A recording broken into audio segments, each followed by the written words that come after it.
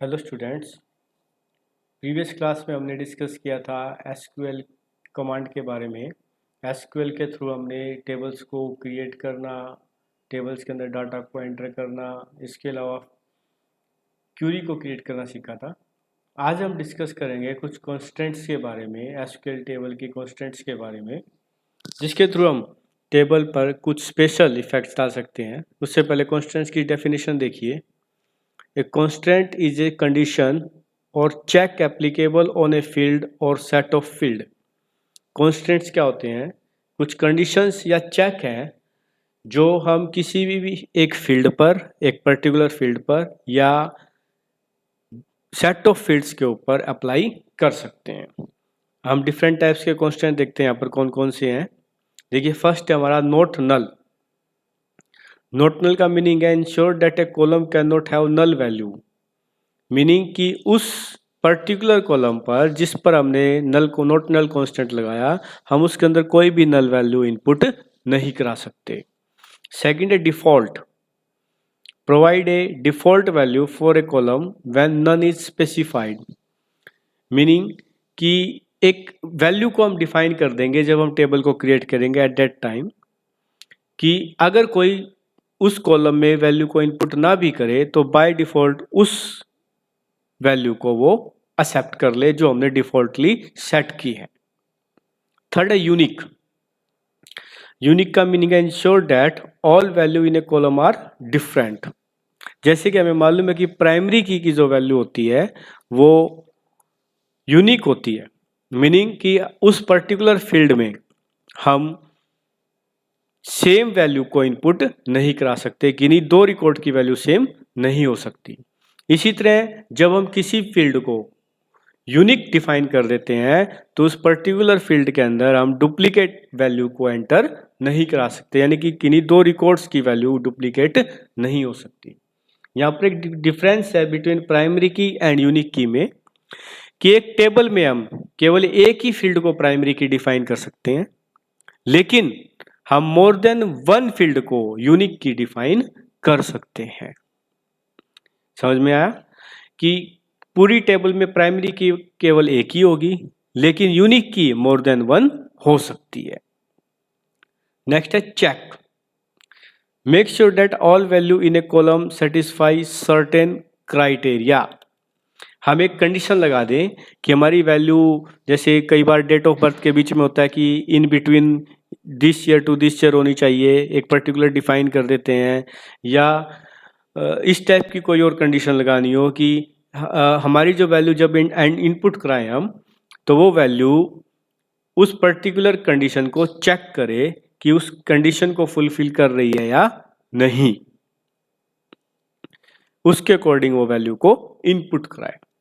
Primary key use to uniquely identify a row in a table. जैसा कि हम पहले भी डिस्कस कर चुके हैं प्राइमरी की को, कि प्राइमरी की यूनिकली आइडेंटिफाई, यानी कि यूनिक की है जो आइडेंटिफाई करती है एक रिकॉर्ड को इन ए टेबल। जैसे क्लास में आपका रोल नंबर, बैंक में अकाउंट नंबर, रेलवे स्टेशन पर जब हम टिकट लेते हैं तो उसका PNR नंबर एटसेट्रा, जो यूनिकली डिफाइन होते हैं, जो एक को अलॉट किया जाता है वो किसी दूसरे को अलॉट नहीं किया जाता। नेक्स्ट है foreign key. Foreign key use to ensure referential integrity of the data. ये है कि हमने सपोज दो टेबल बना रखी है, फर्स्ट टेबल में एक प्राइमरी की है, उसका यूज हमने सेकंड टेबल में किया है। प्राइमरी की जो फर्स्ट टेबल में हमारी प्राइमरी की है उसका यूज हमने सेकंड टेबल में किया। सपोज कस्टमर आईडी एक टेबल है कस्टमर, उसके अंदर कस्टमर आईडी नाम से प्राइमरी की है, और सेकंड टेबल हमारी ऑर्डर, जिसके अंदर ऑर्डर आईडी प्राइमरी की है। लेकिन जब हम किसी का ऑर्डर एक्सेप्ट करते हैं तो वहाँ पर हम ये भी डिफाइन करते हैं कि ऑर्डर किसने दिया है, तो उसके लिए हम उसकी कस्टमर आईडी को वहाँ डालेंगे उस टेबल में भी, ये ऑर्डर इस कस्टमर से रिसीव हुआ है। क्लियर? तो जो हमारी ऑर्डर टेबल है उसमें जो कस्टमर आईडी जब हम डिफाइन करेंगे तो वो उस पर्टिकुलर टेबल में, यानी कि ऑर्डर टेबल में, वो क्या होगी, फॉरेन की होगी, जबकि वो कस्टमर टेबल के अंदर क्या है, प्राइमरी की है। तो जो फॉरेन की होती है वो मास्टर टेबल में तो प्राइमरी की होती है, लेकिन जब हम उसका किसी दूसरी टेबल में यूज करते हैं तो वो वहां पर फॉरेन की कहलाती है। क्लियर? तो ये थे हमारे कुछ कॉन्स्टेंट्स जिनका हम यूज करेंगे किसमें, एसक्यूएल के अंदर।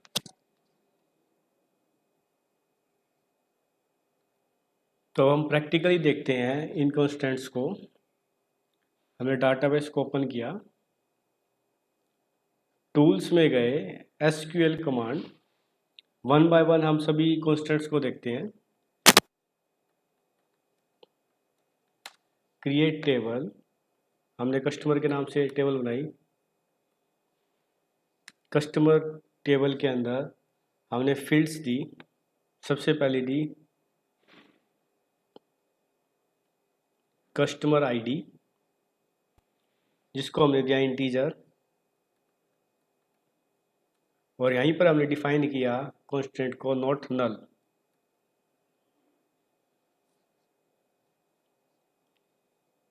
ये इसको हम डिफाइन करते हैं प्राइमरी की।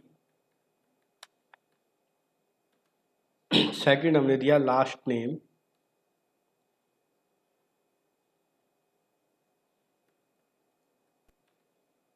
इसको हमने डिफाइन किया वेर कैर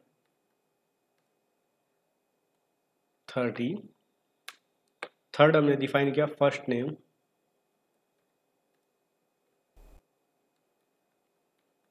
वेर कैर 30, इसको हमने डिफाइन किया नॉट नल।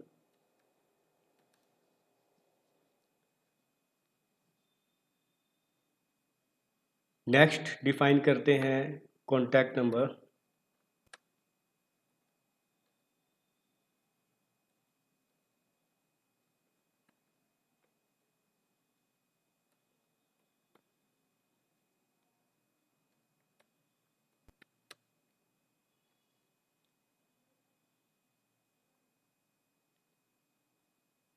इसको हम करते हैं यूनिक।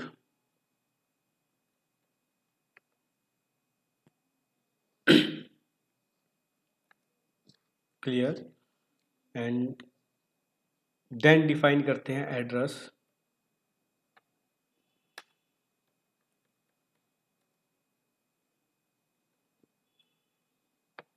और इसमें हम देते हैं डिफ़ॉल्ट। डिफ़ॉल्ट वैल्यू सेट करते हैं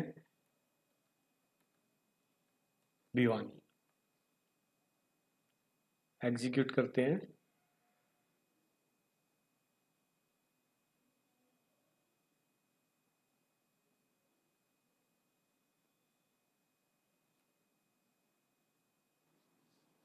तो हमारी कमांड एग्जीक्यूट हो गई सक्सेसफुल। हम इसको क्लोज करते हैं। देन व्यू में गए, रिफ्रेश किया, ये हमारी टेबल क्रिएट हो गई। ये हमारी टेबल। अब इसके अंदर एंट्री कराते हैं। इसको हमने प्राइमरी की डिफाइन किया था, लास्ट नेम,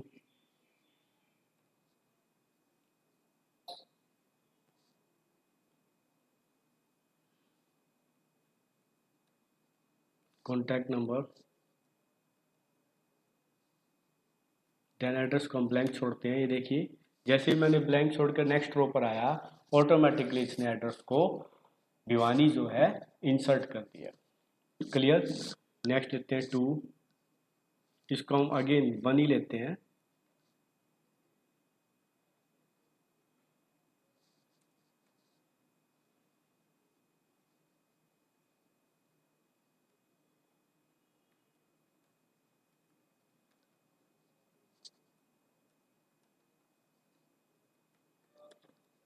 ये देखिए एरर आ गई, क्यों?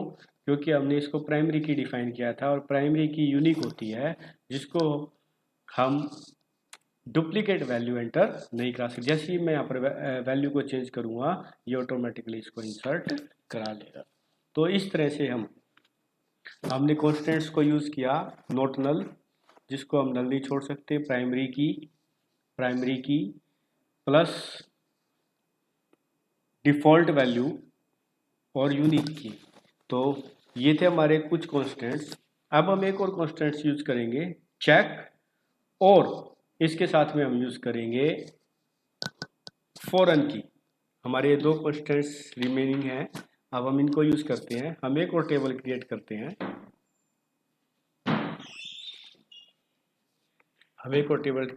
हैं। क्रिएट टेबल, ऑर्डर,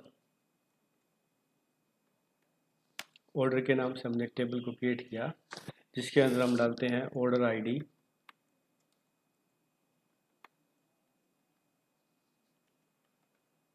इंटीजर हम इसको डिफाइन करते हैं प्राइमरी की। नेक्स्ट आइटम नेम, इसको हमने डिफाइन किया varchar।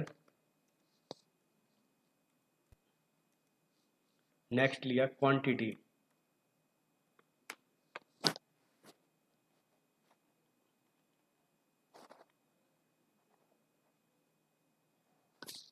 क्वांटिटी को हम लेते हैं इंटीजर।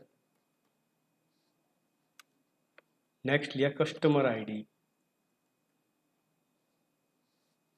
कस्टमर आईडी को लिया हमने इंटीजर। ओके, अब हम यहाँ पर कॉन्स्टेंट्स यूज करेंगे चेक, और इसके साथ ही यूज करेंगे फॉरेन की। तो हम यहाँ पर क्वांटिटी के ऊपर चेक कॉन्स्टेंट यूज करते हैं कि इसको चेक करे कि ये greater than check bracket start quantity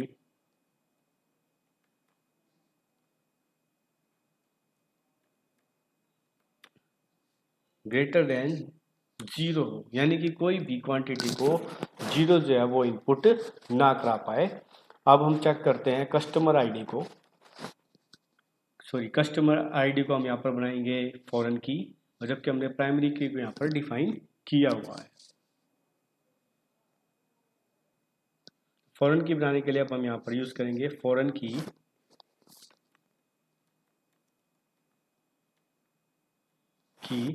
अब हम यहाँ पर देंगे जिस की को हमने फॉरेन की बनाना है, कस्टमर आईडी दिया। रेफरेंस किस टेबल से ले रहे हैं हम इसको, कस्टमर टेबल से। कौन सी की है, C_ID।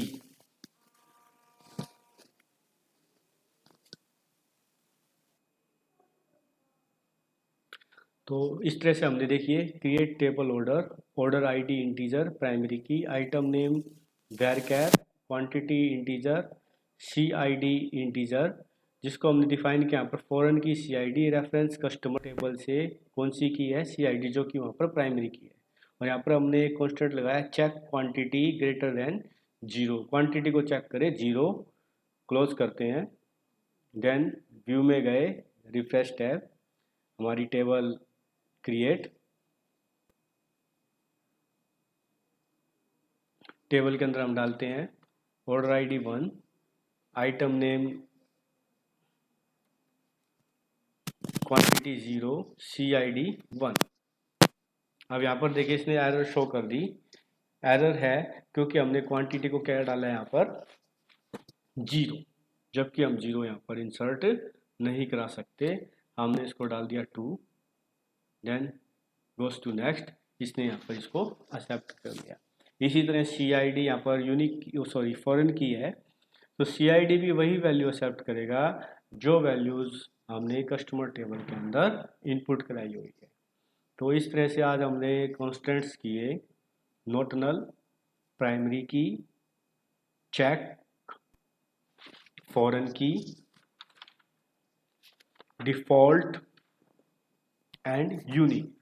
तो ये थे हमारे आज का topic constants in SQL। Okay, thank you.